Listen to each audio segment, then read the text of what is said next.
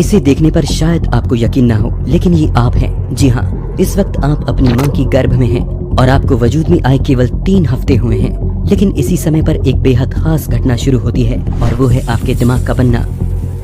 इसी स्टेज पर आकर आपका ब्रेन बनना शुरू होता है और ये एक अद्भुत बदलाव है जिसमें मुट्ठी भर ब्रेन सेल्स बहुत ही कम समय में आगे चलकर 100 अरब ब्रेन सेल्स में बदलते हैं।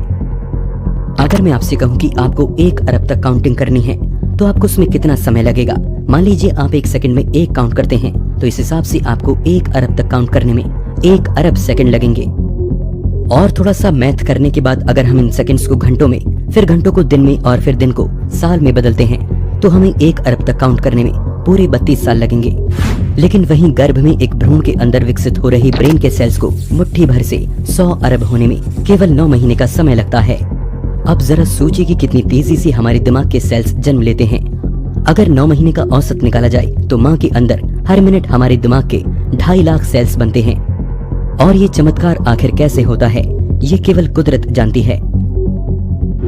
पैदा होने पर बच्चे को कई नए एहसास होते हैं, जैसे कि कमरे की ठंडक, आसपास के लोगों की गंध, और सबसे ज्यादा हैरान करने वाली होती है ये दुनिया जिसमें उसे अलग अलग और एकदम नई चीजें दिखाई देती हैं।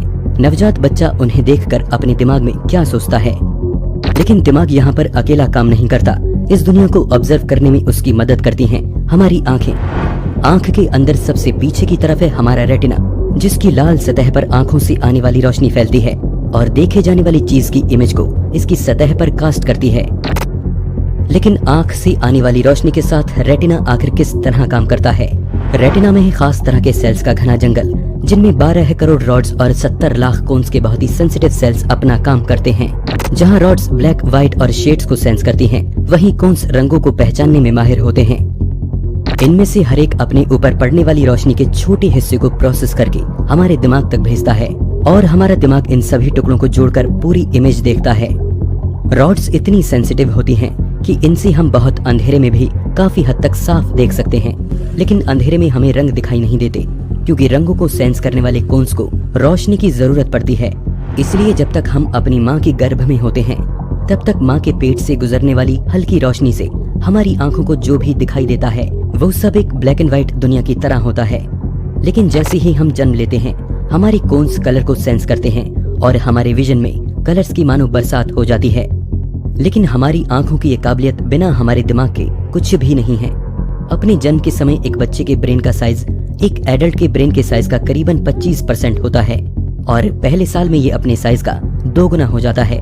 ये लगातार बढ़ते हुए करीब 5 या 6 साल की उम्र में जाकर एडल्ट ब्रेन के साइज का 90% हो जाता है। वैसे तो एक नवजात बच्चे के दिमाग में वो सभी सेल्स मौजूद होते हैं जो उसे जिंदगी भर चाहिए होते हैं, लेकिन इन सभी सेल्स के बीच बनने वाले कनेक्शन ही वो असली वजह बनते हैं जिनके बल पर हमारा दिमाग काम करता है। ब्रेन के ये न्यूरल कनेक्शंस बच्चों को होने वाले रोज के अनुभवों से बनते हैं और यही कनेक्शंस हमें वो सब करने की समझ देते हैं जो हमारी लाइफ में सबसे ज्यादा जरूरी है, जैसे कि चलना फिरना, सोचना, बातें करना आदि। इसलिए बचपन के शुरुआती साल हमारे दिमाग को बनाने में सबसे महत्वपूर्ण होते हैं। इस उम्र में ही हमारे दिमाग की उन सेल्स के बीच हर सेकंड लाखों न्यूरल कनेक्शंस बनते हैं जो कि बाकी उम्र में बनने वाले कनेक्शंस की रफ्तार में सबसे ज्यादा हैं।